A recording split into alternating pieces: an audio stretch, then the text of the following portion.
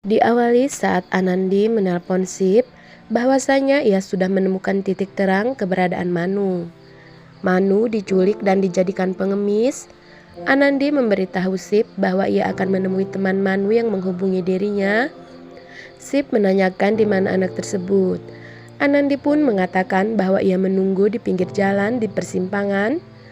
Sip menyuruh Anandi untuk segera ke sana dan ia akan menyusul. Sampainya di persimpangan, Anandi bertemu dengan anak tersebut. By the way, sorry ya guys, Mimin gak tahu namanya. Anak tersebut memastikan apakah benar Anandi ibu dari Manu. Anandi pun menunjukkan foto ia bersama Manu.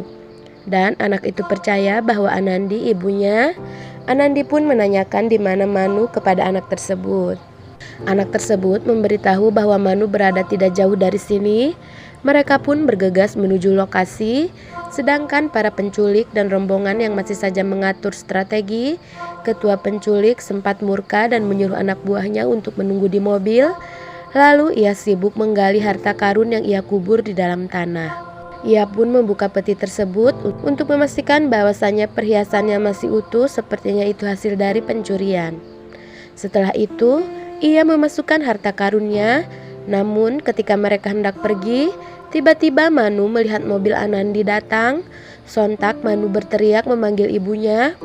Akan tetapi penculik langsung membungkam mulut Manu dan mengancam akan menyakiti Manu jika berani berteriak lagi.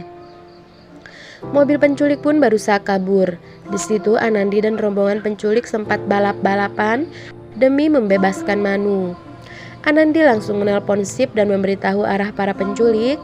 Anandi menyuruh Sip lewat bundaran saja agar bisa motong jalan dan mengepung para penculik.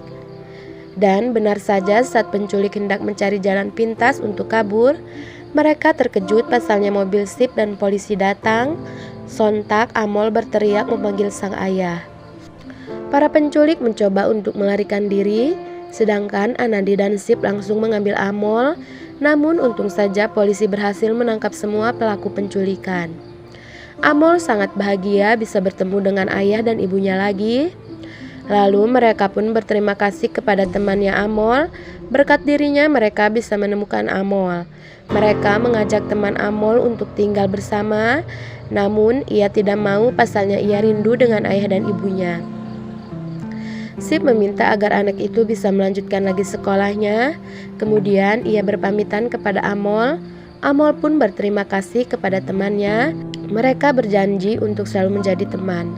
Nah oke guys, sebelum Mimin lanjut, alangkah baiknya bagi kalian yang baru saja bergabung dan menemukan channel ini, tekan tombol subscribe dan aktifkan lonceng notifikasinya ya. Singkat cerita, ketika Amol, Sip dan Anandi sampai di kediaman Sidar Sukar, Ira langsung memeluk Amol.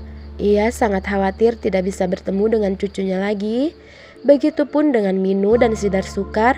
Mereka sangat bahagia dan bersyukur. Ditambah lagi Amol anak yang pemberani.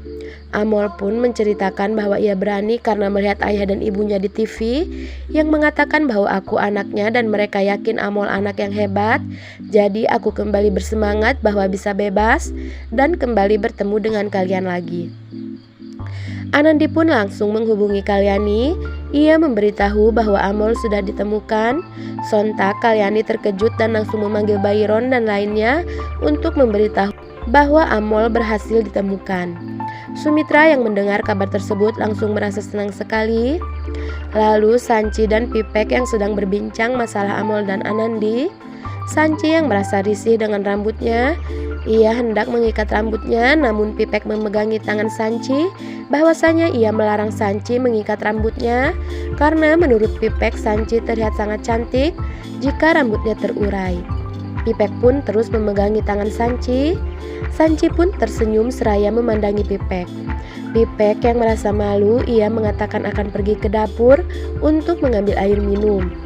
Lalu Anandi dan Sip yang sedang bersama Amol.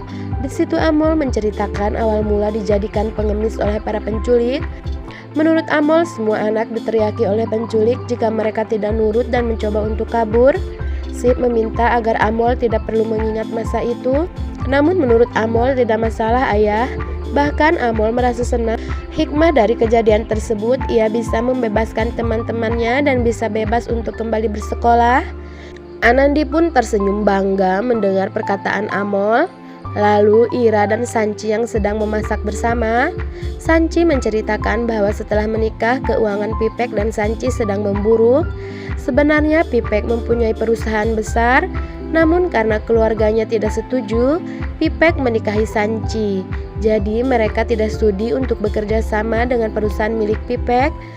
Ira tidak menyangka anaknya sedang mengalami masa yang sangat sulit. Namun Sanci malah tersenyum dan mengatakan tidak. Pasalnya ia masih memiliki beberapa tabungan. Namun hanya saja jika memiliki keinginan ia harus menundanya terlebih dahulu. Lalu Sanci pun pergi meninggalkan Ira. Terlihat Ira sangat sedih sekali guys. Lalu saat Kalyani berada di sebuah kuil, ia mendapatkan telepon dari Anandi dan ternyata Amol yang menelpon.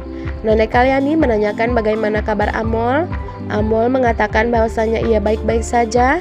Amol pun menceritakan kepada Kalyani semua perlakuan penculik kepada dirinya. Kalyani hanya terdiam, pasalnya ia tidak menyangka cucunya diperlakukan seperti itu. Amol pun memberikan ponselnya kepada Anandi. Nenek Kalyani mengatakan bahwasanya ia sedang berada di kuil untuk berdoa dan membagikan beberapa makanan bentuk rasa bersyukur telah kembalinya Amol. Anandi tidak menyangka nenek Kalyani sampai rela melakukan hal seperti itu demi anaknya. Kalyani pun menutup ponselnya. Lalu keesokan harinya Anandi dan Sip pergi bersama. Sip mengatakan bahwa ia akan membuat rumah kayu untuk Anandi dan ia tinggal. Anandi pun senang mendengar perkataan Sip. Lalu terjadilah momen romantis di antaranya sampai Sip mengajak untuk bercumbu.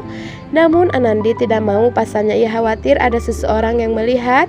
Akan tetapi Sip mengatakan ini tempat yang sepi, jauh dari keramaian, jadi hanya ada kita berdua saja. Namun saat mereka akan bercumbu, tiba-tiba mereka terkejut mendengar bunyi telolet tukang es krim. Anandi sangat senang, ia minta agar Sip membelikan dirinya es krim. Dan kembalilah terjadi momen yang kalian nantikan setelah membeli es krim guys. Sekian sinopsis kali ini, sampai ketemu di sinopsis selanjutnya ya.